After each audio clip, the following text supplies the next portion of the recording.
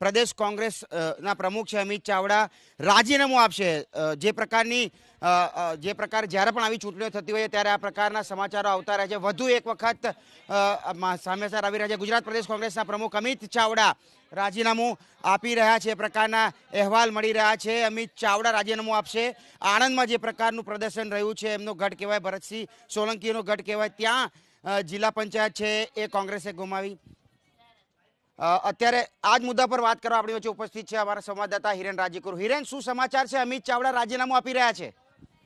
બિલકુલ, જે રીતે સ્થાનિક સ્વરાજ્યની સંસ્થાઓમાં કોંગ્રેસનો રકાસ થયો છે તેને લઈ અને પ્રદેશ કોંગ્રેસ પ્રમુખ અમિત ચાવડાએ નિર્ણય લીધો છે કે તે પોતાના પદ ઉપરથી રાજીનામું આપશે અને આ રાજીનામાની સત્તાવાર જાહેરાત સાંજે 5 વાગે રાજીવ ગાંધી ભવનથી તેઓ કરશે.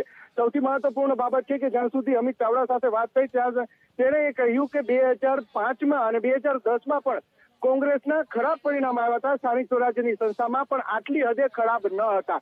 ગુજરાતના ઇતિહાસમાં સૌથી ખરાબ પરિણામ આવ્યું છે કોંગ્રેસનું, તે વાત પણ તેમણે કરાવી અને સાથે એ પણ નક્કી કર્યું કે નૈતિક જવાબદારી પોતે સ્વીકારશે અને રાજીનામું સીધું હાઈકમાન્ડને મોકલશે. અગાઉ તેમણે રાજીનામાની ઓફર કરી હતી, હાઈકમાન્ડને કહ્યું હતું કે હું રાજીનામું આપી દઉં જો તમે કહો તો, પરંતુ આ વખતે તેમણે સીધું જ રાજીનામું આપવાની વાત કરી છે અને તેમણે જણાવ્યું છે કે સાંજે 5 વાગે રાજીવ ગાંધી ભવન કે જે પાલેડી ખાતે આવ્યું છે ત્યાંથી તેઓ પ્રેસ કોન્ફરન્સ કરી અને આ રાજીનામાની સત્તાવાર જાહેરાત કરશે. જી હિરેન, આભાર. તો જે રીતે અમિત ચાવડાના રાજીનામાની વાત છે, બેન તમે હમણાં ઈવીએમની વાંક કાઢવાની વાત કરતા હતા, ના તો તમારા પ્રદેશ અધ્યક્ષે હાર પણ સ્વીકાર લીધી. કદાચ થોડા સમય પછી એવું પણ આવશે કે પરેશ ધાનાણી પણ રાજીનામું આપે, એવા પણ અહેવાલ આવે તો નક્કી નહીં.